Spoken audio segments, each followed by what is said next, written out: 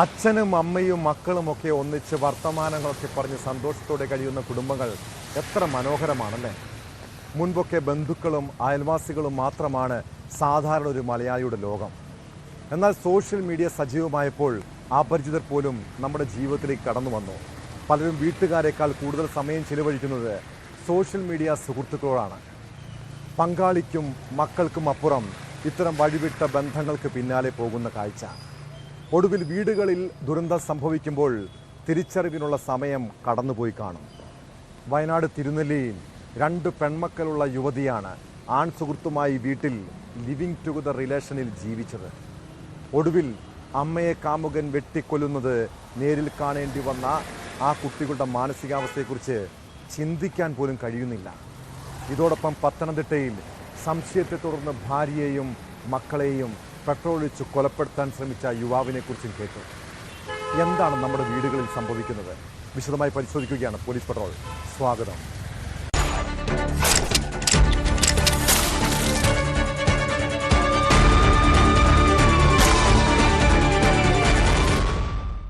വയനാട് തിരുനെല്ലിയിലെ നാട്ടുകാർക്ക് കഴിഞ്ഞ രാത്രി ഭീതിപ്പെടുത്തുന്ന ഓർമ്മയാണ്. അമ്മയെ കൺമുന്നിൽ വെട്ടിക്കൊലപ്പെടുത്തുന്നത് നേരിൽ കാണേണ്ടി വന്ന മകളുടെ നിലവിളി ചെവികളിൽ മുഴങ്ങുന്നുണ്ട്. അതിനിടെ കുഞ്ഞനുജത്തിയെ കാണാതായതിൻ്റെ ആശങ്കയും. യുവതിയെ കുത്തിക്കൊന്ന ശേഷം അവളുടെ 9 വയസ്സുള്ള മകളെയും കുത്തി കടന്നുകളഞ്ഞ ആൺ സുഹൃത്തിനെ മണിക്കൂറുകൾ നീണ്ട അന്വേഷണത്തിനൊടുവിലാണ് കണ്ടെത്താൻ കഴിഞ്ഞത്. കൊലപാതകമുണ്ടായ സ്ഥലത്തിന് സമീപം വനമേഖലയിൽ നിന്നാണ് മരിച്ച പ്രവീണയുടെ മകളെയും പ്രതി ദിലീഷിനെയും കണ്ടെത്തിയത്. ആൺ സുഹൃത്തിൻ്റെ വെട്ടേറ്റ് യുവതി കൊല്ലപ്പെട്ട കേസിൽ പ്രതി പിടിയിലാകുമ്പോൾ പുറത്തുവരുന്നത് ലിവിങ് ടുഗദർ ബന്ധത്തിലെ വിള്ളലും പ്രതികാരവുമാണ്.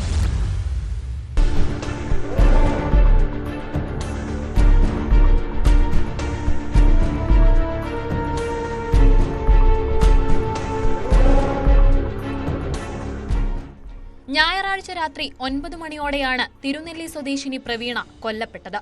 ഇവരോടൊപ്പം കഴിഞ്ഞിരുന്ന ദിലീഷാണ് കൊലപാതകം നടത്തിയത്. ആക്രമണത്തിൽ മൂത്ത മകൾ അനർഘയ്ക്കും പരുക്കേറ്റിരുന്നു. കഴുത്തിനും ചെവിക്കും വെട്ടേറ്റ അനർഘയെ വയനാട് ഗവൺമെന്റ് മെഡിക്കൽ കോളേജ് ആശുപത്രിയിൽ പ്രവേശിപ്പിച്ചിരുന്നു. സംഭവത്തിന് പിന്നാലെ ഇളയകുട്ടി അഭിനയെയും ദിലീഷിനെയും കാണാതായി. ആക്രമണം കണ്ട് ഭയന്ന ഇളയകുട്ടി ഓടി രക്ഷപ്പെടാൻ ശ്രമിക്കുന്നതിനിടെ വഴിതെറ്റി വനത്തിൽ അകപ്പെട്ടിരിക്കാമെന്നായിരുന്നു പോലീസിന്റെ നിഗമനം. എന്നാൽ കുട്ടിയെ ദിലീഷ് തട്ടിക്കൊണ്ട് പോവുകയായിരുന്നു. പിന്നീട് പോലീസും നാട്ടുകാരും ചേർന്ന് നടത്തിയ തെരച്ചിലിൽ രാവിലെയാണ് കുട്ടിയെയും ദിലീഷിനെയും കണ്ടെത്തിയത്. ഭർത്താവ് സുധീഷുമായി അകന്നു കഴിഞ്ഞിരുന്ന പ്രവീണ മക്കളായ അനർഘ, അഭിന എന്നിവർക്കൊപ്പമാണ് വാഗേരിയിൽ താമസിച്ചിരുന്നത്.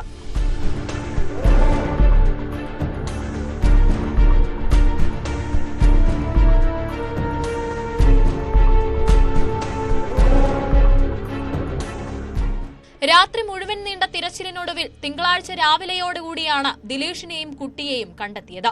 കൊലപാതകം നടന്ന വീടിന് മീറ്ററുകൾക്കപ്പുറത്ത് വനമേഖലയോട് ചേർന്നുള്ള ഒരു ഒഴിഞ്ഞ വീട്ടിലായിരുന്നു ഇരുവരും ഉണ്ടായിരുന്നത്. ദിലീഷ് കുട്ടിയെ ഇവിടെ പിടിച്ചുവെക്കുകയായിരുന്നു. സാഹസിക നീക്കങ്ങൾക്കൊടുവിൽ പോലീസ് കുട്ടിയെ രക്ഷപ്പെടുത്തി ദിലീഷിനെ കസ്റ്റഡിയിലെടുത്തു. തിരുനെല്ലി പോലീസ് സ്റ്റേഷനിൽ എത്തിച്ച ശേഷം കുട്ടിയെ പ്രാഥമിക ചികിത്സ നൽകുന്നതിനായി അടുത്തുള്ള ആശുപത്രിയിലേക്ക് മാറ്റി. കുട്ടിക്ക് മറ്റ് ആരോഗ്യ പ്രശ്നങ്ങളൊന്നും തന്നെയില്ല. സംഭവം അറിഞ്ഞ് തിരുനെല്ലി പോലീസിന്റെ നേതൃത്വത്തിൽ കഴിഞ്ഞ രാത്രി മുഴുവനും പരിസര പ്രദേശങ്ങളിൽ തിരച്ചിൽ നടത്തിയെങ്കിലും പ്രതിയെയും കുട്ടിയെയും കണ്ടെത്താനായിരുന്നില്ല. തുടർന്ന് രാവിലെ ഡ്രോൺ ഉപയോഗിച്ചും തോട്ടം മേഖലകൾ കേന്ദ്രീകരിച്ചും നടത്തിയ ഊർജിതമായ തിരച്ചിലിനൊടുവിലാണ് എസ്റ്റേറ്റിന് സമീപത്തെ ഒഴിഞ്ഞ വീട്ടിൽ നിന്ന് ദിലീഷിനെയും കുട്ടിയെയും കണ്ടെത്തുന്നത്. തിരച്ചിലിനിടെ ഒരു മൊബൈൽ ഫോണും പോലീസ് കണ്ടെടുത്തു.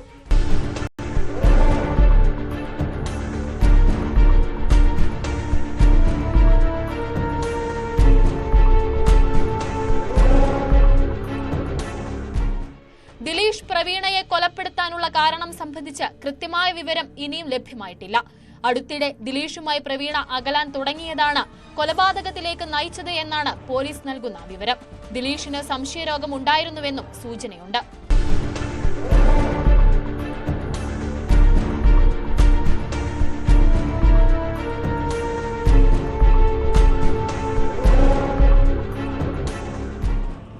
ന്യൂസ് 18 വയനാട്. നമ്മുടെ പങ്കാളി എപ്പോഴും മൊബൈൽ ഫോണിൽ നോക്കിയിരുന്നാൽ ആർക്കെങ്കിലും ഇഷ്ടപ്പെടുമോ? ഇക്കാലത്ത് പല വീടുകളിലെയും പ്രശ്നങ്ങൾക്ക് കാരണം അതാണ്. വീട്ടിൽ മക്കളുമായി സംസാരിക്കാൻ പോലും ആർക്കും സമയമില്ല. കൂടുതൽ സമയവും വാട്സാപ്പിലും ഫേസ്ബുക്കിലുമൊക്കെ ചിലവഴിച്ചാൽ ദാമ്പത്യ ബന്ധത്തിൽ വിള്ളലുണ്ടാകുമെന്ന് തിരിച്ചറിയണം. പത്തനംതിട്ട കടമാൻകോട് ഭാര്യയ്ക്ക് അവിഹിത ബന്ധമുണ്ടെന്ന് സംശയം കാരണം യുവാവ് വീട്ടിൽ പ്രശ്നങ്ങൾ ഉണ്ടാക്കുന്നത് പതിവായിരുന്നു. അങ്ങനെ യുവതി മക്കളെയും കൂട്ടി വീട് വിട്ടിറങ്ങി. കഴിഞ്ഞ ദിവസം കടമ്പൻകാട് സ്വദേശി സുജിത്ത് ഭാര്യയുടെ കോന്നിയിലുള്ള വീട്ടിലെത്തി ഭാര്യയെയും മക്കളെയും പെട്രോൾ ഒഴിച്ച് കൊലപ്പെടുത്താൻ ശ്രമിച്ചു. കേസിൽ പ്രതിയെ പോലീസ് അറസ്റ്റ് ചെയ്തിട്ടുണ്ട്. 2 വർഷമായി സുജിത്തും ഭാര്യ രേഷ്മയും അകന്നു കഴിയുകയായിരുന്നു.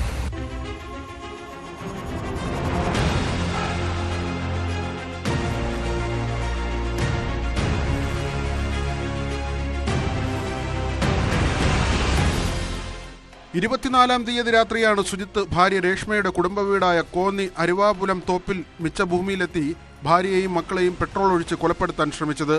ഭാര്യയ്ക്ക് അവിഹിത ബന്ധമുണ്ടെന്ന് ആരോപിച്ചായിരുന്നു ആക്രമണം. അർദ്ധരാത്രിയിൽ വീട്ടിൽ അതിക്രമിച്ചു കടന്ന സുജിത്ത് കയ്യിൽ കരുതിയ പെട്രോൾ ഭാര്യയുടെയും മക്കളുടെയും ദേഹത്തൊഴിച്ചാണ് കൊലപ്പെടുത്താൻ ശ്രമിച്ചത്. കയ്യിൽ കരുതിയിരുന്ന മൺവെട്ടിയും ചുറ്റികയും കൊണ്ട് പ്രതി ഇവരെ ആക്രമിക്കുകയും ചെയ്തു.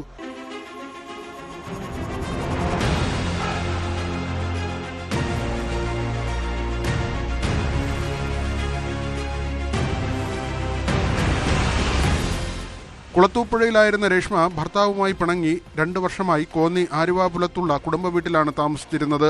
രേഷ്മയുടെ പരാതിയിൽ കേസെടുത്ത കോന്നി പോലീസ് സംഭവസ്ഥലത്തെത്തി തെളിവുകൾ ശേഖരിച്ചു. പ്രതി കയ്യിൽ കരുതിയ പെട്രോൾ നിറച്ച കുപ്പിയും ലൈറ്ററും ചുറ്റികയും പോലീസ് കണ്ടെടുത്തു. സംഭവത്തിന് ശേഷം ഒളിവിൽ പോയ സുജിത്തിനെ കുളത്തൂപ്പുഴയിൽ നിന്നാണ് പോലീസ് അറസ്റ്റ് ചെയ്തത്.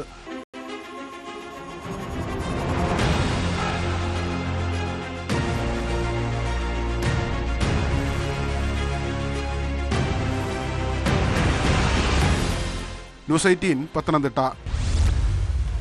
എൻ്റെ കുടുംബജീവിതം തകരാൻ കാരണം നിങ്ങളാണ്. കൊല്ലം കുലശേഖരപുരത്ത് ഭാര്യ പിണങ്ങിപ്പോയതിന് യുവാവ് പഴിച്ചത് അയാളുടെ അച്ഛനെയാണ്. അതിൻ്റെ വിരോധം മനസ്സിലിട്ട് നടന്ന ആശാകൃഷ്ണൻ പിതാവ് കൃഷ്ണൻകുട്ടി നായരെ കൊലപ്പെടുത്തിയ കേസ് പലരും മറക്കാനിടയില്ല. 2023 നാടിനെ നടുക്കിയ സംഭവമുണ്ടായത്. അച്ഛനെ മകൻ ആക്രമിക്കുന്നത് തടയാൻ ശ്രമിച്ച അമ്മയെയും അയാൾ ക്രൂരമായി മർദ്ദിച്ചിരുന്നു. പിന്നീട് മനോവിഷമത്തിൽ കഴിഞ്ഞ അമ്മയും കഴിഞ്ഞ വർഷം മരണത്തിന് കീഴടങ്ങി. അച്ഛനെ കൊലപ്പെടുത്തിയ കേസിൽ 2 വർഷങ്ങൾക്ക് ശേഷം ആശാകൃഷ്ണൻ കുറ്റക്കാരനെന്ന് കോടതി കണ്ടെത്തിയിരിക്കുന്നു. പ്രതിക്കുള്ള ശിക്ഷ നാളെ വിധിക്കും.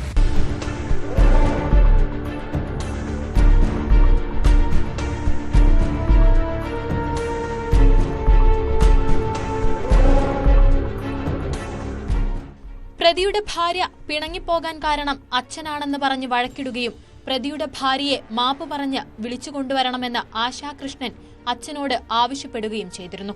എന്നാൽ കൃഷ്ണൻകുട്ടി നായർ ഇത് എതിർത്തതിലുള്ള വിരോധമായിരുന്നു കൊലപാതകത്തിന് കാരണം. അടുക്കളയിലിരുന്ന ഫ്രൈ പാൻ വെച്ച് പലതവണ മാരകമായി തലക്കിടിച്ച് തലയോട്ടി പൊട്ടിക്കുകയും വാരിയലിനും മറ്റും പൊട്ടലുണ്ടാവുകയും ചെയ്ത് കൊലപ്പെടുത്തുകയായിരുന്നു. ഇത് തടസ്സം പിടിക്കാൻ ചെന്ന പ്രതിയുടെ അമ്മയെ അതിക്രൂരമായി മർദ്ദിച്ച് പരുക്കേൽപ്പിക്കുകയും ചെയ്തു.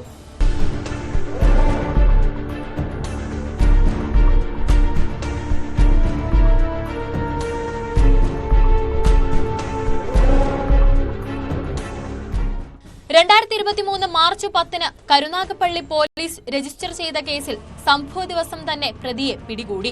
2 വർഷത്തിനിടയിൽ പ്രതി ജാമ്യത്തിന് ശ്രമിച്ചുവെങ്കിലും കോടതി നിഷേധിക്കുകയായിരുന്നു.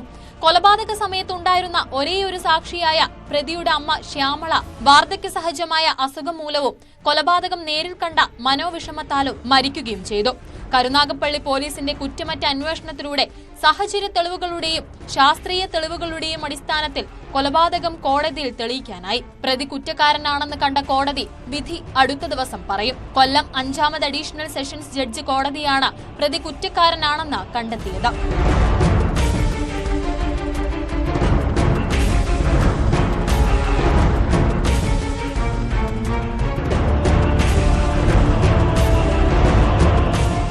ന്യൂസ് 18 കൊട്ടാരക്കര. ഇൻസ്റ്റഗ്രാമിലും ഫേസ്ബുക്കിലുമൊക്കെ അപരിചിതരായ യുവതികൾ നിങ്ങളോട് സൗഹൃദം കൂടാൻ വരാറുണ്ടോ? എങ്കിൽ സൂക്ഷിക്കണം കേട്ടോ. ഇൻസ്റ്റഗ്രാമിലൂടെ പരിചയപ്പെട്ട ഒരു യുവതിയുടെ പ്രണയക്കെണിയിൽ വീണതാണ് തിരുവനന്തപുരം കാട്ടാക്കട സ്വദേശി അനുരാജ്. പിന്നീട് അയാൾക്ക് എന്താണ് സംഭവിച്ചതെന്ന് അറിയണ്ടേ?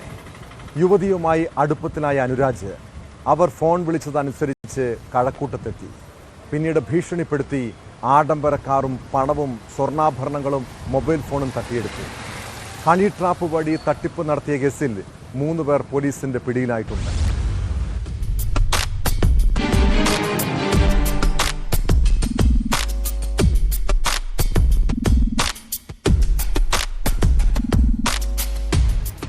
പേയാട് സ്വദേശി അർഷാദ്, പാലോട് സ്വദേശി ആസിഫ് എന്നിവരാണ് പിടിയിലായത്. റൌഡി ലിസ്റ്റിൽ ഉൾപ്പെട്ട ആളാണ് അർഷാദ്. ഹണി ട്രാപ്പിലൂടെ യുവാവിനെ കഴക്കൂട്ടത്ത് വിളിച്ചു വരുത്തി ഔഡി കാറും സ്വർണ്ണാഭരണവും മൊബൈലും തട്ടിയെടുത്ത കേസിൽ നേരത്തെ ഒരാൾ അറസ്റ്റിലായിരുന്നു. നെയ്യാറ്റിൻകര സ്വദേശി കാർത്തിക്കാണ് പിടിയിലായത്. സംഭവവുമായി ബന്ധപ്പെട്ട് കഴക്കൂട്ടം പോലീസിന്റെ അന്വേഷണത്തിലാണ് ആലപ്പുഴയിൽ നിന്ന് കാർത്തിക് പിടിയിലായത്.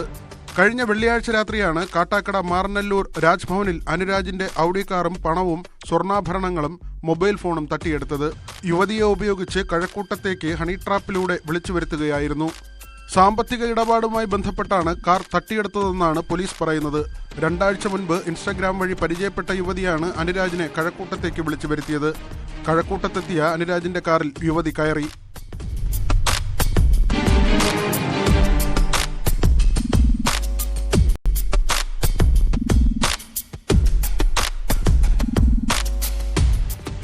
ഇതേസമയം കാറിന്റെ ലൊക്കേഷൻ വാട്സപ്പ് വഴി പ്രതികൾക്ക് യുവതി കൈമാറി.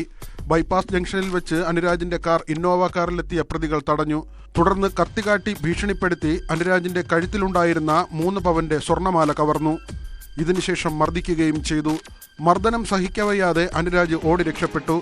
തുടർന്ന് അനുരാജിന്റെ കാറുമായി അക്രമികൾ കടന്നുകളഞ്ഞു. കാറിനുള്ളിൽ 1.5 ലക്ഷം രൂപ വില വരുന്ന മൊബൈൽ ഫോണുകളും 4,17,000 രൂപയും ഉണ്ടായിരുന്നതായി അനുരാജ് പോലീസിന് നൽകിയ മൊഴിയിൽ പറയുന്നു.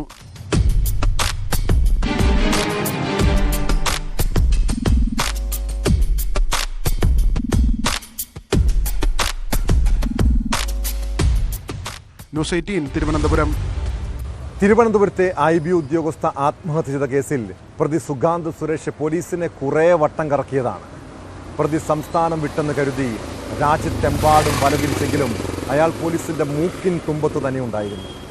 മുൻകൂർ ജാമ്യാപേക്ഷ ഹൈക്കോടതി തള്ളിയതിന് പിന്നാലെ കൊച്ചി DCP ഓഫീസിലെത്തി സുഗാന്ത് കീഴടങ്ങി. പ്രതിക്കെതിരെയുള്ള ആത്മഹത്യാ പ്രേരണ കുറ്റം പ്രഥമദൃഷ്ട്യാ നിലനിൽക്കുമെന്ന് ഹൈക്കോടതി വ്യക്തമാക്കിയിട്ടുണ്ട്. മുൻകൂർ ജാമ്യ ഹർജിയിലെ വിധി പ്രതിക്ക് അനുകൂലമാകുമോ എന്നറിയാനാണോ അതുവരെയും പോലീസ് അറസ്റ്റ് ചെയ്യാതെ കാത്തിരുന്നത്?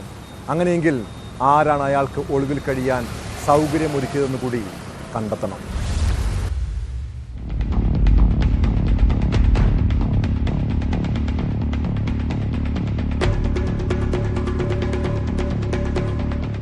സുഗാന്തിന്റെ മുൻകൂർ ജാമ്യാപേക്ഷ പരിഗണിച്ച കോടതി പ്രതിക്കെതിരെയുള്ള ആത്മഹത്യാ പ്രേരണാ കുറ്റം പ്രഥമദൃഷ്ട്യാ നിലനിൽക്കുമെന്ന് വ്യക്തമാക്കി. കേസിൽ പുറത്തുവന്ന തെളിവുകൾ ഒരു മഞ്ഞുമലയുടെ അറ്റം മാത്രമാണെന്നും ഇനിയും നിരവധിയായ തെളിവുകൾ പ്രതിക്കെതിരെ പുറത്തുവരേണ്ടതുണ്ടെന്നും നിരീക്ഷിച്ച കോടതി പ്രതിക്ക് കീഴടങ്ങാമെന്നും വാക്കാൽ പറഞ്ഞു. IB ഉദ്യോഗസ്ഥ ആത്മഹത്യ ചെയ്ത 2 മാസം കഴിഞ്ഞിട്ടും പ്രതിയെ പിടികൂടാൻ കഴിയാത്ത പോലീസിനു മുന്നിൽ ജാമ്യാപേക്ഷ തള്ളി മണിക്കൂറുകൾക്കുള്ളിൽ സുഗാന്ത് സുരേഷ് കീഴടങ്ങി. കൊച്ചി DCP ഓഫീസിലെത്തിയാണ് സുഗാന്ത് കീഴടങ്ങിയത്. അവിടെ നിന്നും സെൻട്രൽ പോലീസ് സ്റ്റേഷനിലേക്ക്. വൈകിട്ടോടെ പ്രതിയെ തിരുവനന്തപുരത്തെ ക്രൈംബ്രാഞ്ച് യൂണിറ്റിന് കൈമാറി.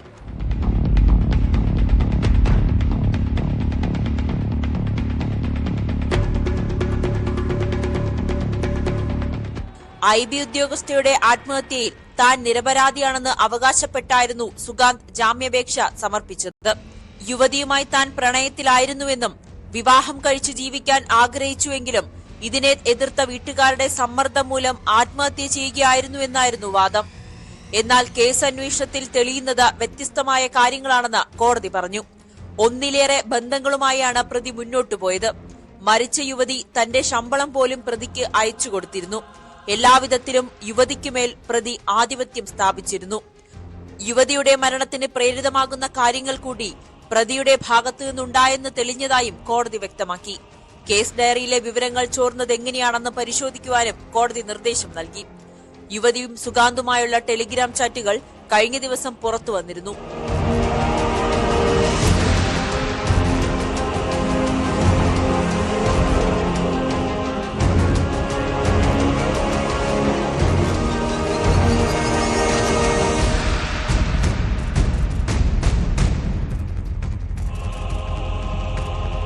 എന്ന് മരിക്കും തുടങ്ങിയ കാര്യങ്ങളായിരുന്നു സുഗാന്തിന്റെ ചാറ്റിലുണ്ടായിരുന്നത്. കഴിഞ്ഞ മാർച്ച് 24-നാണ് തിരുവനന്തപുരം പേട്ടയ്ക്ക് സമീപം റെയിൽവേ ട്രാക്കിൽ പത്തനംതിട്ട സ്വദേശിയായ IB ഉദ്യോഗസ്ഥയെ മരിച്ച നിലയിൽ കണ്ടെത്തിയത്.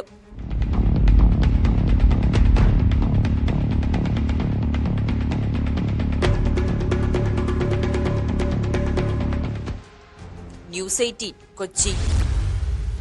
ലോകത്തേറ്റവും അപകടകാരിയായ നായ്ക്കളിലൊന്നാണ് പിറ്റ്ബുള്ള്. ഇരകളെ വളരെ ക്രൂരമായി ആക്രമിക്കുന്ന ഈ നായയെ വളർത്തുന്നതിൽ കേന്ദ്ര സർക്കാർ നിരോധനം ഏർപ്പെടുത്തിയതാണ്. ഉടമയുടെ പരിശീലനത്തിൽ നിന്നാണ് ഈ ആക്രമണ സ്വഭാവം പിറ്റ്ബുള്ളിന് ലഭിക്കുന്നത്. ഇങ്ങനെ നമ്മുടെ നാട്ടിൽ വളർത്താൻ പാടില്ലാത്ത പിറ്റ്ബുള്ള് വർക്കല ഹരിഹരപുരത്തെ ഒരു വീട്ടിലുണ്ട്. നായയുടെ ഉടമ സനൽ അയൽവാസികളെയും മറ്റും ആക്രമിക്കുന്നതിനാണ് അതിനെ വളർത്തിയിരുന്നത്. കഴിഞ്ഞ ദിവസം അയാൾ അയൽവാസിയായ യുവാവിനെ നായയെ വിട്ട് കടിപ്പിക്കുകയും മാരകായുധങ്ങൾ കൊണ്ട് വെട്ടിപ്പരിക്കേൽപ്പിക്കുകയും ചെയ്തു. കേസിൽ ഹരിഹരപുരം സ്വദേശി സനലിനെ പോലീസ് അറസ്റ്റ് ചെയ്തു.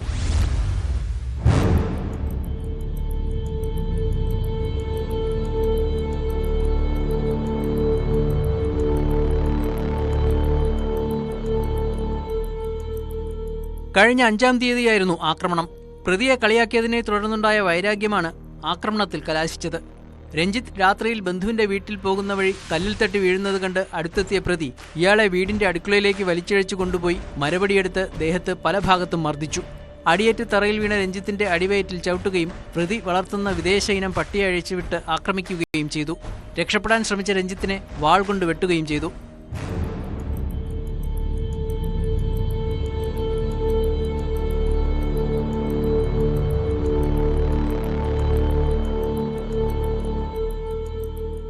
സംഭവത്തിന് ശേഷം ഒളിവിൽ പോയ പ്രതി കായലോരങ്ങൾ കേന്ദ്രീകരിച്ച് താമസിച്ചു വരികയായിരുന്നു. ഇതിനിടയിൽ വർക്കലയിൽ എത്തിയെന്ന രഹസ്യവിവരത്തെ തുടർന്ന് വർക്കല SHO ശ്യാമിന്റെ നേതൃത്വത്തിലുള്ള പോലീസ് സംഘം ഇയാളെ പിടികൂടുകയായിരുന്നു. വർക്കല കോടതിയിൽ ഹാജരാക്കിയ പ്രതിയെ റിമാൻഡ് ചെയ്തു.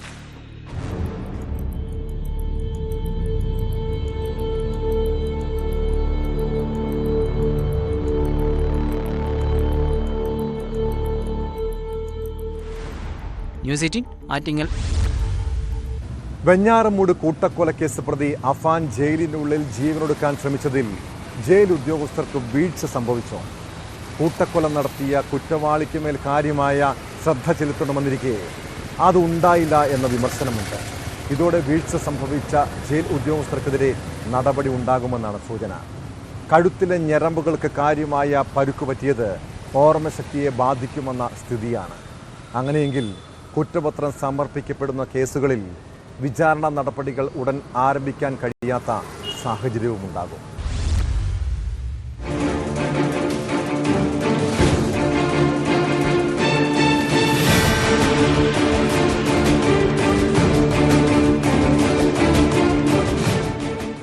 ജയിലിനകത്തു തന്നെ അതീവ സുരക്ഷയുള്ള UTB ബ്ലോക്ക്. കൊടും ക്രിമിനലുകളെ ഉൾപ്പെടെ പാർപ്പിച്ചിട്ടുള്ളത് ഈ ബ്ലോക്കിലാണ്. ഒരു സെല്ലിൽ പരമാവധി 2 പേർ. അഫാന്റെ സെല്ലിൽ മറ്റൊരാൾ കൂടി ഉണ്ടായിരുന്നു.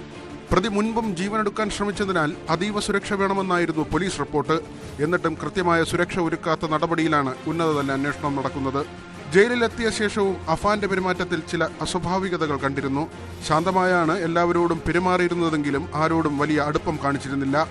ജയിലിൽ ആത്മഹത്യയ്ക്ക് ശ്രമിച്ച അഫാൻ ഗുരുതരാവസ്ഥയിൽ മെഡിക്കൽ കോളേജ് ആശുപത്രിയിൽ വെന്റിലേറ്ററിൽ തുടരുകയാണ്. അബോധാവസ്ഥയിലായിരുന്ന അഫാന് ആശുപത്രിയിലെത്തിച്ചപ്പോൾ 3 തവണ അപസ്മാരമുണ്ടായി. തുടർന്നാണ് വെന്റിലേറ്ററിലേക്ക് മാറ്റിയത്. തലച്ചോറിനും ഹൃദയത്തിനും സാരമായ ക്ഷതമുണ്ടെന്ന് ഡോക്ടർമാർ അറിയിച്ചു.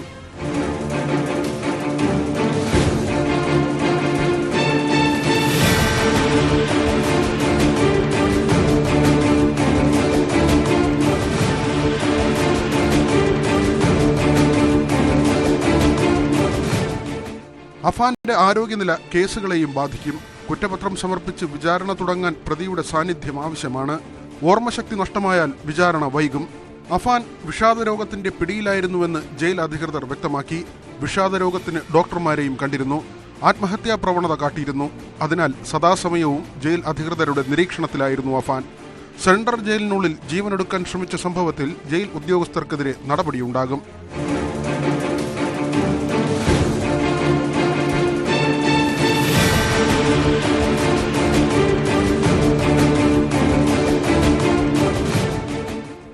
സഹോദരൻ അഹ്സാൻ, സുഹൃത്തായ ഫർസാന, പിതൃസഹോദരൻ അബ്ദുൽ ലത്തീഫ്, ലത്തീഫിന്റെ ഭാര്യ സാജിദ ബീവി, പിതൃമാതാവ് സൽമ ബീവി എന്നിവരെ അഫാൻ തലക്കടിച്ച് കൊലപ്പെടുത്തിയെന്നാണ് കേസ്.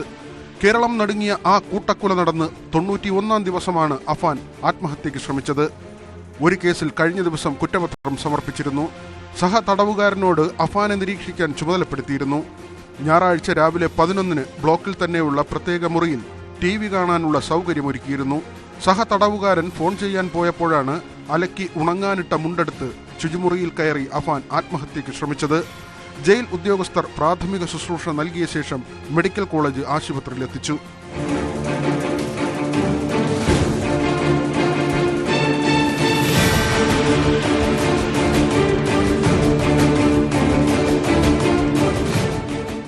പിതാവ് വിദേശത്ത് കുടുങ്ങിയപ്പോൾ അഫാനും അമ്മയും സഹോദരനും അടങ്ങിയ കുടുംബത്തിന് 48 ലക്ഷം രൂപയോളം കടം പെരുകി. ഇതിൽ വഴക്ക് പറഞ്ഞതിന്റെയും കടം വീട്ടാൻ സഹായിക്കാത്തതിന്റെയും വൈരാഗ്യത്തിലാണ് ഉറ്റവരെ അഫാൻ കൊലപ്പെടുത്തിയതെന്നാണ് കേസ്. കൊലപാതകങ്ങൾക്ക് ശേഷം വിഷം കഴിച്ച് ആത്മഹത്യയ്ക്ക് ശ്രമിച്ച അഫാൻ പോലീസ് കസ്റ്റഡിയിലും ജീവനൊടുക്കാൻ ശ്രമിച്ചിരുന്നു. വെന്റിലേറ്ററിൽ നിന്ന് മാറ്റിയാലും 3-4 മാസം ചികിത്സ വേണ്ടിവരും. 48 മണിക്കൂർ വെന്റിലേറ്റർ നിരീക്ഷണത്തിന് ശേഷമാകും അടുത്ത നടപടികളിലേക്ക് ആശുപത്രി അധികൃതർ കടക്കുക. അന്വേഷണ ഉദ്യോഗസ്ഥരുടെ സഹായത്തോടെ ജയിൽ അധികൃതർ അഫാന്റെ പിതാവ് റഹീമിനെ വിവരമറിയിച്ചിരുന്നു. അഫാൻ കൊലപാതകങ്ങൾക്ക് ശേഷം എലിവിഷം കഴിച്ച് ആത്മഹത്യയ്ക്ക് ശ്രമിച്ചിരുന്നു. അന്നും മെഡിക്കൽ കോളേജ് ആശുപത്രിയിലായിരുന്നു ചികിത്സ.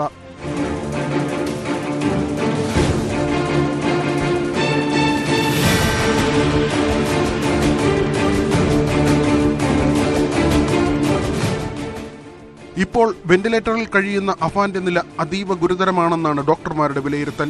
തൂങ്ങി മരിക്കാനുള്ള ശ്രമത്തിൽ അഫാന്റെ കഴുത്തിലെ ഞരമ്പുകൾക്ക് മാരകമായ പരിക്കേറ്റിട്ടുണ്ട്. ഇപ്പോൾ അബോധാവസ്ഥയിലാണ്. സാധാരണ ജീവിതത്തിലേക്ക് തിരികെ എത്തിക്കാൻ ഡോക്ടർമാർ തീവ്ര ശ്രമം നടത്തുന്നുണ്ട്. ഓർമ്മശക്തി തിരികെ ലഭിക്കാൻ ചികിത്സ തുടരേണ്ടി വരുമെന്നാണ് വിലയിരുത്തൽ. ശാരീരികമായ മറ്റു ബുദ്ധിമുട്ടുകളും ഉണ്ടാകും.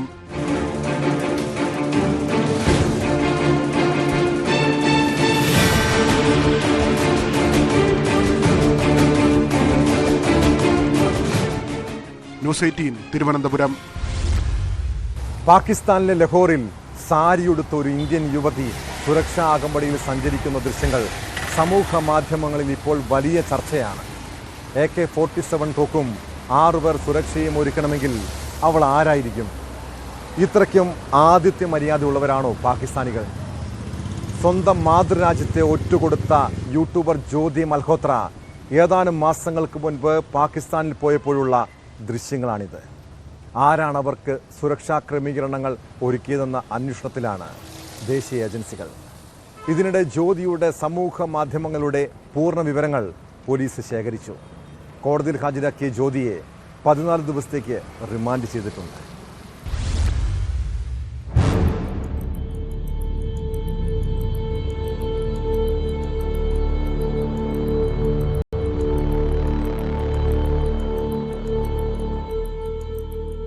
പാകിസ്ഥാൻ ഇന്റലിജൻസ് ഓപ്പറേറ്റീവിന് തന്ത്രപ്രധാന വിവരങ്ങൾ ചോർത്തി നൽകിയതിനാണ് യൂട്യൂബർ ജ്യോതി മൽഹോത്ര പിടിയിലാവുന്നത്. ലഹോറിലെ അനാർക്കലി ബസാറിൽ AK-47 തോക്കുധാരികളായ 6 പേരുടെ സുരക്ഷയിൽ സഞ്ചരിക്കുന്ന ദൃശ്യങ്ങളാണ് പുറത്തുവന്നത്. പാകിസ്ഥാനിലൂടെ യാത്ര ചെയ്ത ഒരു സ്കോട്ടിഷ് യൂട്യൂബറുടെ വ്ലോഗിലാണ് ഈ ദൃശ്യങ്ങൾ ആദ്യം പതിഞ്ഞത്. പാകിസ്ഥാനിലെ ആതിഥ്യ മര്യാദയെക്കുറിച്ച് പുകഴ്ത്തി സംസാരിക്കുന്ന വീഡിയോയും പുറത്തു വന്നിട്ടുണ്ട്. Your first time in Pakistan? No, but 5 times. 5 times? Yeah. How do you feel about Pakistan? I love it. Pakistan's Zindabad. That's good. Do you have to come to India? Have you ever come to India? Yes, I've been to India, yeah. I'm from India. You're from India? Yes. All right, okay. Yeah. What do you think of Pakistan hospitality? Yeah? What do you think of Pakistan hospitality? It's great. Yeah. I'm loving. Nice. Indian പൗരയായ ജ്യോതി മൽഹോത്രയ്ക്ക് പാകിസ്ഥാനിൽ ഈ സുരക്ഷ നൽകുന്നത് ആരാണ്? അവർക്ക് ചുറ്റും ഇത്രയും തോക്കുധാരികൾ എന്തിനാണ്? പാകിസ്ഥാൻ സർക്കാർ അധികൃതർ തന്നെയാണോ ഈ സംരക്ഷണം ഒരുക്കുന്നതിന് പിന്നിൽ? അങ്ങനെയെങ്കിൽ ഇന്ത്യ അറിയാതെ ഇവർ എങ്ങനെയാണ് പാകിസ്ഥാൻ സർക്കാരിന്റെ അതിഥിയാവുന്നത്? നിരവധി ചോദ്യങ്ങളാണ് ഉയരുന്നത്. ജ്യോതി മൽഹോത്രയുടെ സാമ്പത്തിക ഇടപാടുകൾ വലിയ സംശയങ്ങൾക്കിട നൽകുന്നതാണ്. വരുമാനത്തിന് അനുസൃതമായ ജീവിതശൈലിയല്ല ഇവരുടേതെന്ന് അന്വേഷണ ഏജൻസികൾ നേരത്തെ തന്നെ കണ്ടെത്തിയിരുന്നു. പാകിസ്ഥാനിലെ VIP ജീവിതത്തിന് ശേഷം ഇന്ത്യയിൽ മടങ്ങിയെത്തിയ ഇവർ ചൈനയിലേക്ക് പോയതായും അന്വേഷണ ഏജൻസികൾ കണ്ടെത്തിയിരുന്നു.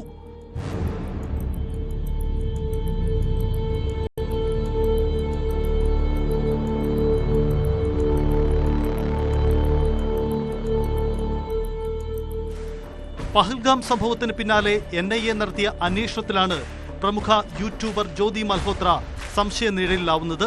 പലവട്ടം പാകിസ്ഥാനിൽ പോയി വന്ന ജ്യോതി സമൂഹ മാധ്യമങ്ങളിൽ പോസ്റ്റ് ചെയ്ത പാകിസ്ഥാൻ അനുകൂല വീഡിയോകളും NIA പരിശോധിച്ചു.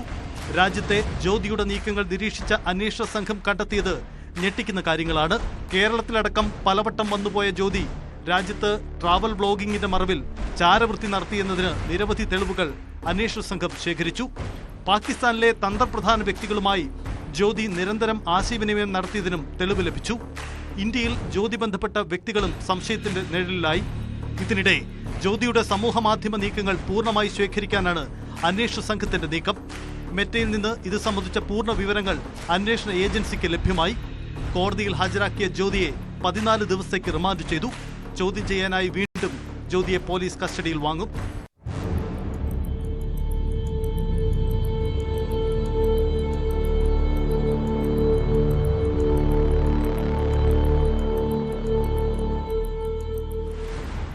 News desk, news 18. പാകിസ്ഥാന് വേണ്ടി ചാരപ്രവർത്തനം നടത്തുന്നവൻ രാജ്യത്തെ ഒറ്റുകൊടുക്കുന്നവനാണ്. അതൊരു ജവാനാണെങ്കിലോ അയാളെ അങ്ങനെ വെറുതെ വിടാൻ കഴിയുമോ? CRPFിലെ സബ് ഇൻസ്പെക്ടർ മോത്തിറാം ജാട്ട് 2023 മുതൽ പാകിസ്ഥാന് സുപ്രധാന സുരക്ഷാ രഹസ്യങ്ങൾ കൈമാറിയിരുന്നുവെന്നാണ് കണ്ടെത്തൽ. ഇതേ തുടർന്ന് CRPF ജവാനെ NIA അറസ്റ്റ് ചെയ്തു. അറസ്റ്റിലായതിനു പിന്നാലെ ജവാനെ പിരിച്ചുവിട്ടതായി CRPF അറിയിച്ചു.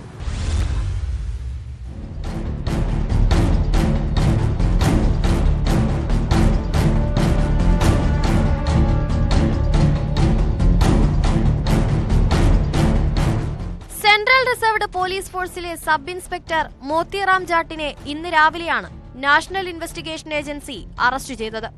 ചാരപ്രവർത്തന സംശയത്തെ തുടർന്ന് കഴിഞ്ഞ കുറച്ചു നാളായി മോത്തിറാം നിരീക്ഷണത്തിലായിരുന്നു. 2023 മുതൽ സുപ്രധാന സുരക്ഷാ രഹസ്യങ്ങൾ പാകിസ്ഥാന് കൈമാറിയിരുന്നുവെന്നും കണ്ടെത്തി. പാകിസ്ഥാൻ ഇന്റലിജൻസ് ഓഫീസർമാർക്കാണ് വിവരങ്ങൾ കൈമാറിയിരുന്നത്. പ്രതിഫലമായി പല ചാനലുകൾ വഴി മോത്തിറാം പണം സ്വീകരിച്ചിരുന്നതായും കണ്ടെത്തി.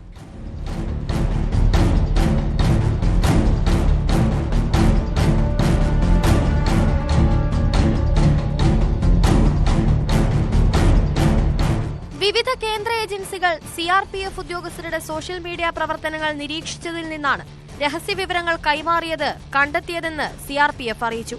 ഡൽഹിയിൽ നിന്ന് ഇന്ന് രാവിലെ അറസ്റ്റ് ചെയ്ത മോത്തിറാമിനെ പാട്യാല ഹൌസ് കോടതി ജൂൺ 6 വരെ NIA കസ്റ്റഡിയിൽ വിട്ടു.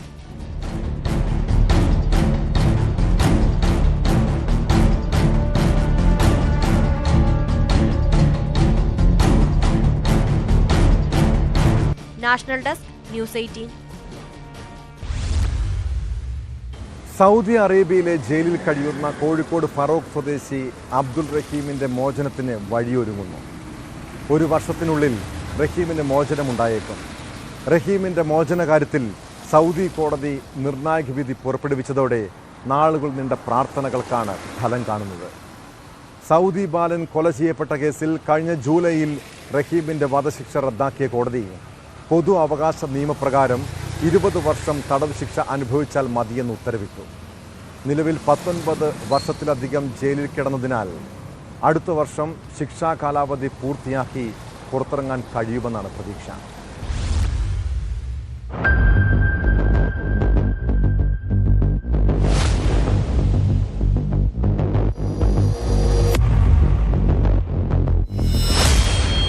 മരിച്ച സൗദി ബാലന്റെ കുടുംബത്തിന് ദയാധനമായി 34 കോടി രൂപ കൈമാറിയ ശേഷം നടന്ന 13ാമത് സിറ്റിംഗിലാണ് നിർണായക വിധി ഉണ്ടായത്. വ്യക്തി നിയമപ്രകാരം വധശിക്ഷ റദ്ദാക്കിയെങ്കിലും സൗദിയിലെ പൊതു അവകാശ നിയമപ്രകാരം 20 വർഷം തടവ് ശിക്ഷ റിയാദ് ക്രിമിനൽ കോടതി വിധിക്കുകയായിരുന്നു. ഇതിനകം 19 വർഷം അബ്ദുൾ റഹീം ജയിലിൽ കിടന്നതിനാൽ 1 വർഷത്തിനകം ജയിൽ മോചിതനാകാമെന്നാണ് പ്രതീക്ഷ. വൈകാരികമായാണ് റഹീമിന്റെ അമ്മ ഫാത്തിമ കോടതി വിധിയോട് പ്രതികരിച്ചത്. എന്റെ കുട്ടിയെ കണ്ടാലല്ല എനിക്ക് സമാധാനം. ഞാൻ എന്റെ കുട്ടിയെ കണ്ടാൽ മതി. എത്ര തന്നെ പറഞ്ഞൊക്കെ പറ്റിച്ച് മക്കളെ എനിക്ക് സഹിക്കാൻ കഴിയില്ല. 20 വർഷം എന്ന് പറയുമ്പോഴും കുറച്ച് മാസം കൂടി മതി ജയിലിൽ കഴിയാൻ. ഒരു മാസം ഞാൻ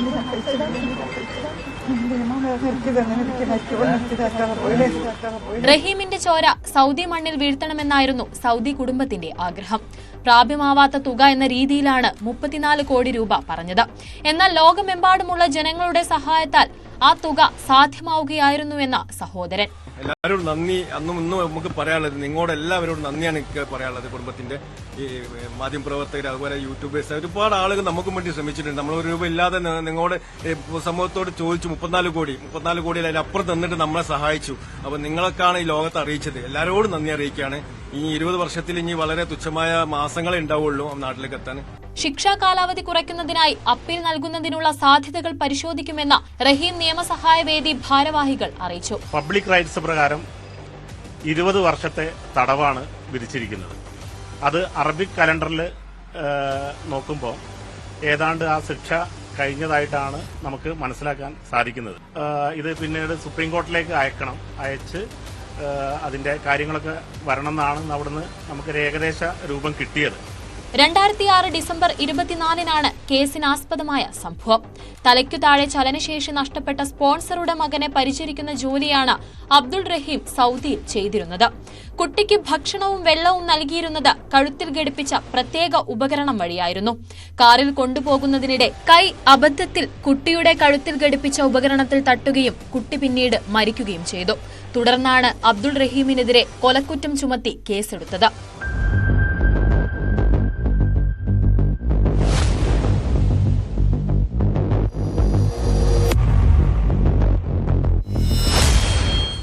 ന്യൂസ് 18 കോഴിക്കോട്. ആലുവയിൽ കുഞ്ഞിനെ പുഴയിലെറിഞ്ഞ് കൊലപ്പെടുത്തിയ കേസിൽ അമ്മയ്ക്ക് പീഡനത്തെക്കുറിച്ച് അറിവില്ലെന്ന് സ്ഥിരീകരിച്ച് പോലീസ്. കൊലപാതകത്തിൽ പങ്കില്ലെന്ന യുവാവിന്റെ മൊഴിയും അന്വേഷണ സംഘം വിശ്വാസത്തിലെടുക്കുകയാണ്. കേസിൽ 2 പ്രതികളെയും പോലീസ് കസ്റ്റഡിയിൽ വാങ്ങി ചോദ്യം ചെയ്തതോടെയാണ് ദുരൂഹത ഒഴിഞ്ഞത്. ചോദ്യം ചെയ്യലും തെളിവെടുപ്പും പൂർത്തിയായതോടെ 2 പേരെയും കോടതിയിൽ ഹാജരാക്കി വീണ്ടും റിമാൻഡ് ചെയ്തു.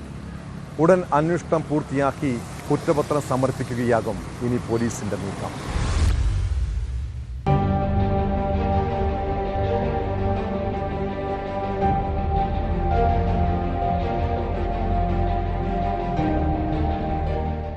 തിരുവാങ്കുളം മറ്റക്കുഴിയിൽ കുട്ടി നിരന്തര പീഡനത്തിന് ഇരയായിരുന്നതായി അമ്മ അറിഞ്ഞിരുന്നില്ലെന്ന് പോലീസ് സ്ഥിരീകരിക്കുന്നു. കസ്റ്റഡിയിൽ വാങ്ങിയുള്ള ചോദ്യം ചെയ്യലിനിടെ കുട്ടി ലൈംഗിക ചൂഷണത്തിന് ഇരയായിരുന്നുവെന്ന വിവരം അമ്മയെ പോലീസ് അറിയിച്ചെങ്കിലും അവർക്ക് അതേക്കുറിച്ച് നേരത്തെ അറിവില്ലെന്നാണ് മനസ്സിലാക്കാൻ കഴിഞ്ഞത്. 3.5 വയസ്സുകാരിയുടെ പോസ്റ്റ്മോർട്ടത്തിലായിരുന്നു ഞെട്ടിപ്പിക്കുന്ന കണ്ടെത്തൽ. കുഞ്ഞുമായുള്ള അടുപ്പം മുതലെടുത്ത് 1.5 വർഷത്തോളമാണ് പിതാവിന്റെ സഹോദരൻ ക്രൂരമായി പീഡിപ്പിച്ചത്. കൊല്ലപ്പെടുന്നതിന് തൊട്ടു മുൻപും കുഞ്ഞ് അതിക്രൂരമായി ഉപദ്രവം നേരിട്ടതിന് തെളിവുകൾ ലഭിച്ചു. കുഞ്ഞുമായുള്ള അടുപ്പം മുതലെടുത്തായിരുന്നു പീഡനം. അമ്മയുടെ അറസ്റ്റ് രേഖപ്പെടുത്തി കോടതിയിൽ ഹാജരാക്കുന്നതിന് തൊട്ടു മുൻപാണ് പെൺകുഞ്ഞിന്റെ പോസ്റ്റ്മോർട്ടം വിവരങ്ങൾ പോലീസിന് ലഭിച്ചത്. മൃതദേഹത്തിലെ ആദ്യഘട്ട പരിശോധനയിൽ തന്നെ കുഞ്ഞ് ക്രൂരപീഡനത്തിന് ഇരയായതായി കളമശ്ശേരി മെഡിക്കൽ കോളേജിലെ ഫോറൻസിക് സർജൻ കണ്ടെത്തുകയായിരുന്നു. തുടർന്ന് യുവാവിനെ ചോദ്യം ചെയ്തതോടെ സംഭവത്തിന്റെ ചുരുളഴിഞ്ഞു. പ്രതി കുറ്റം സമ്മതിച്ചതോടെ പോലീസ് അറസ്റ്റും രേഖപ്പെടുത്തി. പ്രതി കൊച്ചുകുട്ടികളോട് ലൈംഗികാസക്തി പ്രകടിപ്പിക്കുന്നയാളാണെന്ന് അന്വേഷണ സംഘത്തിന് വിവരം ലഭിച്ചു. പ്രതിയുടെ ഇത്തരം സ്വഭാവ വൈകൃതത്തിന്റെ സൂചനകൾ ഫോൺ പരിശോധനയിൽ ലഭിച്ചിരുന്നു. മറ്റു കുട്ടികളെ ഇയാൾ പീഡിപ്പിച്ചിട്ടുണ്ടോ എന്നും പരിശോധിക്കുന്നുണ്ട്.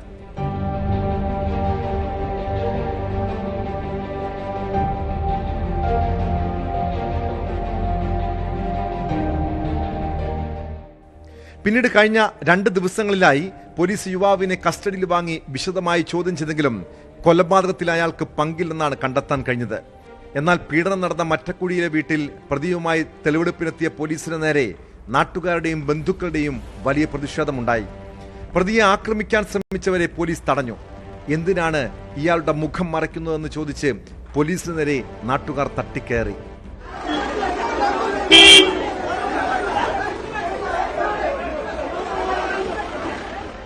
ചോദ്യം ചെയ്യലും തെളിവെടുപ്പും പൂർത്തിയായതോടെ കുഞ്ഞിന്റെ അമ്മയെയും ബന്ധുവായ യുവാവിനെയും കോടതിയിൽ ഹാജരാക്കി വീണ്ടും റിമാൻഡ് ചെയ്തു.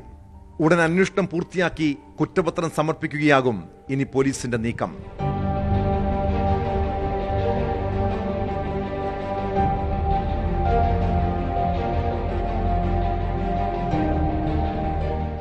ന്യൂസ് 18 കൊച്ചി. കരുവന്നൂർ ബാങ്ക് തട്ടിപ്പ് കേസ് CPM എന്ന രാഷ്ട്രീയ പ്രസ്ഥാനത്തെ കൂടി പ്രതിപ്പട്ടികയിൽ നിർത്തുന്ന കേസാണ്. ED കോടതിയിൽ സമർപ്പിച്ച കുറ്റപത്രത്തിൽ പാർട്ടിയും പ്രതിയായിരിക്കുന്നു. CPM തൃശൂർ മുൻ ജില്ലാ സെക്രട്ടറിമാരായ MM Varghese, AC Moideen, K Radhakrishnan MP എന്നിവരുൾപ്പെടെ 8 നേതാക്കളും പട്ടികയിലുണ്ട്. അന്തിമ കുറ്റപത്രത്തിൽ പുതിയതായി 27 പേരെ കൂടി പ്രതി ചേർത്തു. കുറ്റപത്രം രാഷ്ട്രീയ പ്രേരിതമെന്നാണ് മുൻ മന്ത്രി കൂടിയായ AC മൊയ്തീൻ്റെ പ്രതികരണം.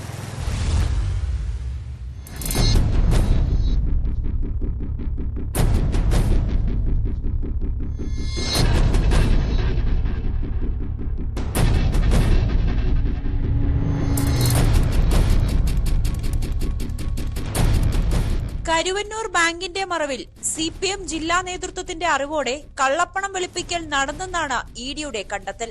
തട്ടിപ്പ് നടത്തിയത് വഴി പ്രതികൾ സമ്പാദിച്ചത് 180 കോടി.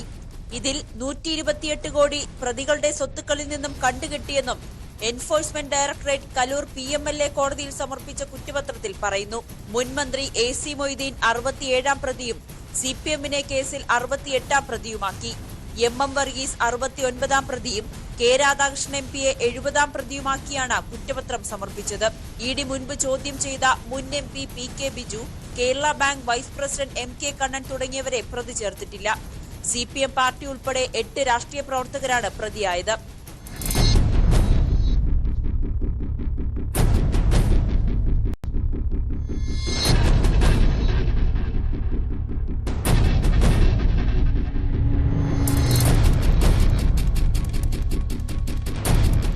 അന്തിമ കുറ്റപത്രത്തിൽ പുതുതായി 27 പ്രതികൾ കൂടെയുണ്ട്.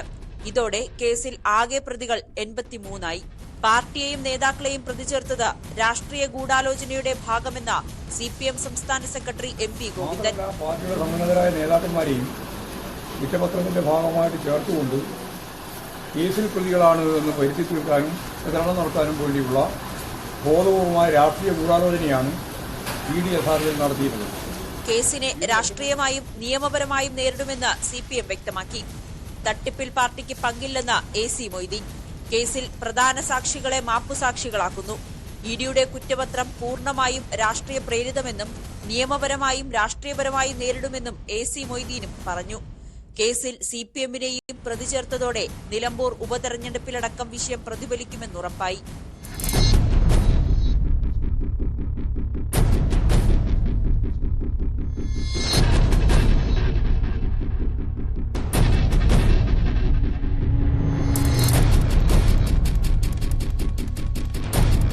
ന്യൂസ് 18 കൊച്ചി.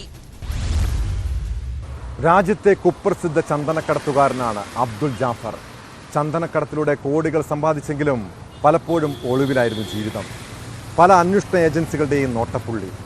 ഏറെ നാളുകളായി അന്വേഷണ ഏജൻസികളെ വെട്ടിച്ചു നടന്ന അബ്ദുൾ ജാഫർ ഒടുവിൽ EDയുടെ പിടിയിലായി. നാഗ്പൂരിൽ നിന്നാണ് പ്രതിയെ അറസ്റ്റ് ചെയ്തത്. ഇയാളുടെ കോടികൾ വിലമതിക്കുന്ന വസ്തുക്കൾ ED കണ്ടുകെട്ടുകയും ചെയ്തു.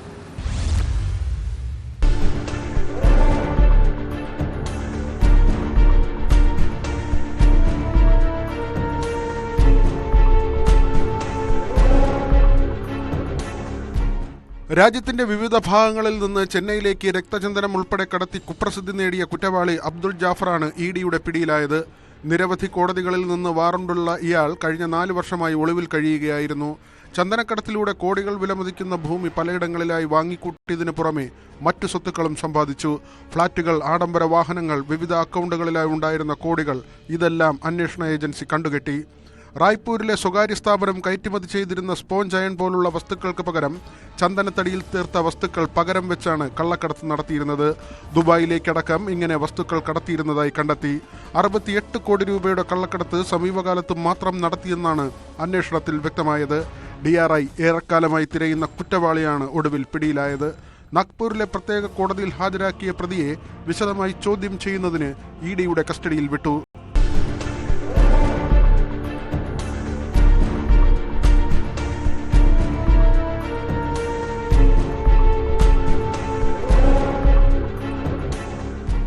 News desk, news 18. കപ്പലിൽ നിന്നുള്ള കണ്ടെയ്നറുകൾ കടലിൽ ഒഴുകി നടക്കുമ്പോൾ അപകടത്തെക്കുറിച്ച് പല സിദ്ധാന്തങ്ങളും പ്രചരിക്കുന്നുണ്ട്. ഏവരും അന്വേഷിക്കുന്നത് എങ്ങനെയാണ് കപ്പൽ മറിഞ്ഞതെന്നാണ്. ഇപ്പോഴും ഉത്തരം കിട്ടാതെ തുടരുന്ന കാര്യവും അതുതന്നെ. അശാസ്ത്രീയമായി കണ്ടെയ്നറുകൾ അടുക്കി എന്നത് മുതൽ അട്ടിമറി സാധ്യത വരെയും ചർച്ച ചെയ്യപ്പെടുന്നുണ്ട്. മോശം കാലാവസ്ഥയും അപകടങ്ങൾക്ക് ഇടവരുത്താറുണ്ട്. എന്തുതന്നെയായാലും കൊച്ചിയിൽ കപ്പൽ മറിഞ്ഞതിന് പിന്നിലെ ദുരൂഹത പുറത്തു വരേണ്ടത് തന്നെയാണ്.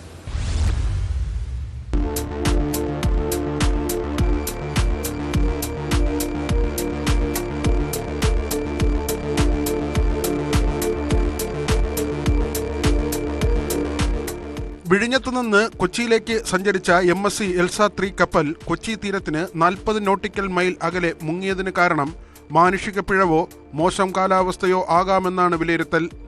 കണ്ടെയ്നർ കപ്പലുകളിൽ ചരക്ക് നിറച്ചതും ശൂന്യമായതുമായ കണ്ടെയ്നറുകൾ കൊണ്ടുപോകാറുണ്ട്. ചില കണ്ടെയ്നറുകൾ മുഴുവൻ നിറച്ചതാകാം, ചിലത് പകുതിയും. കപ്പലിന്റെ ഭാരസന്തുലനം നിലനിർത്താൻ ഈ കണ്ടെയ്നറുകൾ പ്രത്യേക രീതിയിലാണ് ക്രമീകരിക്കുക. ഭാരക്കൂടുതലുള്ളത് ഏറ്റവും താഴെ വയ്ക്കുക എന്നതാണ് ശരിയായ രീതി. എന്നാൽ MSC എൽസ 3യിൽ അങ്ങനെ അല്ലാതെ വെച്ചിരുന്നോ എന്നത് പരിശോധിക്കേണ്ടതുണ്ട്. വിഴിഞ്ഞത്തു നിന്ന് പോന്ന കപ്പലിൽ കൊച്ചിയിൽ ഇറക്കേണ്ട സാധനങ്ങൾ ഉണ്ടെങ്കിൽ അവ അടിയിലാണ് വെച്ചിട്ടുള്ളതെങ്കിൽ മുകളിലുള്ള കണ്ടെയ്നറുകൾ നീക്കിയിട്ട് വേണം ഇറക്കാൻ. ഇത് ഒഴിവാക്കാൻ കൊച്ചിയിൽ ഇറക്കേണ്ട ഭാരമുള്ള കണ്ടെയ്നറുകൾ മുകളിൽ വെച്ചിരിക്കാം എന്നതാണ് ഒരു സാധ്യത. പ്രതികൂല കാലാവസ്ഥയിൽ കപ്പൽ ആടിയുലയുമ്പോൾ ചരിയാനുള്ള സാധ്യതയ്ക്ക് ഇത് ആക്കം കൂട്ടും. മറ്റൊന്ന്, തിരയിൽപ്പെട്ടോ മറ്റോ കപ്പലിന്റെ സ്വാഭാവിക സന്തുലനം നഷ്ടമാവുകയാണ്. കപ്പലിന്റെ നീളം, വീതി, തിരമാലയുടെ വരവ്, ദിശ തുടങ്ങി ഒട്ടേറെ കാര്യങ്ങൾ ഇതിന് പിന്നിലുണ്ട്. കപ്പൽ ഒരു ഭാഗത്തേക്ക് ചെരിയുമ്പോൾ ഡെക്കിലെ കണ്ടെയ്നറുകൾ ബന്ധിപ്പിച്ചിരിക്കുന്ന കയറുകൾ പൊട്ടാൻ സാധ്യതയുണ്ട്. ഇതോടെ മുകളിലുള്ള കണ്ടെയ്നറുകൾ തെറിച്ചു പോകും. അപ്പോൾ ആ ഭാഗത്തെ ഭാരം കുറയുകയും ഭാരമുള്ള വശത്തേക്ക് ചരിയുകയും ചെയ്യും. MSC കപ്പൽ മറിഞ്ഞതിന് ഈ കാരണങ്ങളും ഉണ്ടാകാം. വേറൊരു സാധ്യത, വിഴിഞ്ഞത്ത് എത്തുന്നതിന് മുൻപേ തന്നെ കപ്പലിന്റെ താഴ്ഭാഗത്ത് എവിടെയെങ്കിലും വിള്ളൽ വീണിട്ടുണ്ടാകാം. ഇത് ശ്രദ്ധിക്കാതെ പോവുകയോ അല്ലെങ്കിൽ കൊച്ചിയിലെത്തി ശരിയാക്കാമെന്ന് ചിന്തിക്കുകയോ ചെയ്തിട്ടുണ്ടാകാം. അങ്ങനെ അപകടമുണ്ടാകാനും സാധ്യതയുണ്ട്. കടൽ ചുഴിയിൽപ്പെട്ടിരിക്കാമെന്ന സാധ്യത തീരെ വിരളമാണെന്നും കണക്കാക്കപ്പെടുന്നു.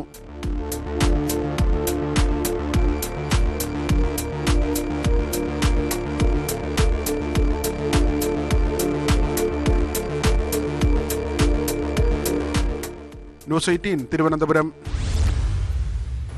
KSRTC ജീവനക്കാർ ശമ്പളം കിട്ടാതെ നരകയാതന അനുഭവിച്ചപ്പോൾ അവർക്ക് വേണ്ടി കുറെ ശബ്ദിച്ചവരാണ് നമ്മളെല്ലാം. എന്നാൽ ചില ജീവനക്കാരുടെ പെരുമാറ്റം KSRTC എന്ന സംവിധാനത്തോട് തന്നെ വെറുപ്പ് തോന്നിക്കുന്നുണ്ട്. കഴിഞ്ഞ ദിവസം തിരുവനന്തപുരത്ത് KSRTC ബസ്സിൽ ഛർദ്ദിച്ചു എന്ന കാരണത്താൽ പെൺകുട്ടിയെ രാത്രിയിൽ പെരുവഴിയിൽ ഇറക്കിവിട്ട സംഭവത്തെക്കുറിച്ചാണ് പറഞ്ഞു വരുന്നത്. കോരിയക്കോട് സ്വദേശിനിയായ നഴ്സിംഗ് വിദ്യാർത്ഥിനിക്കാണ് ദുരനുഭവം ഉണ്ടായത്. പിന്നീട് അവിടെ നിന്ന് മറ്റൊരു ബസ്സിൽ കയറി അവൾ വീട്ടിലെത്തുമ്പോഴേക്കും രാത്രി 8:30 കഴിഞ്ഞു. ആ പെൺകുട്ടിയെ പെരുവഴിയിൽ ഇറക്കി വിട്ട ജീവനക്കാരനോടൊന്ന് ചോദിക്കട്ടെ, നിങ്ങളുടെ മക്കളോടാണ് ആരെങ്കിലും ഇങ്ങനെ പെരുമാറുന്നതെങ്കിൽ അവർക്ക് മാപ്പ് കൊടുക്കാൻ കഴിയുമോ? വീഴ്ച വരുത്തിയ വെഞ്ഞാറമൂട് ഡിപ്പോയിലെ ജീവനക്കാർക്കെതിരെ ശക്തമായ നടപടി തന്നെ സ്വീകരിക്കണം. ഇതോടെ പോലീസ് പെട്രോൾ പൂർണ്ണമാകുന്നു. നമസ്കാരം.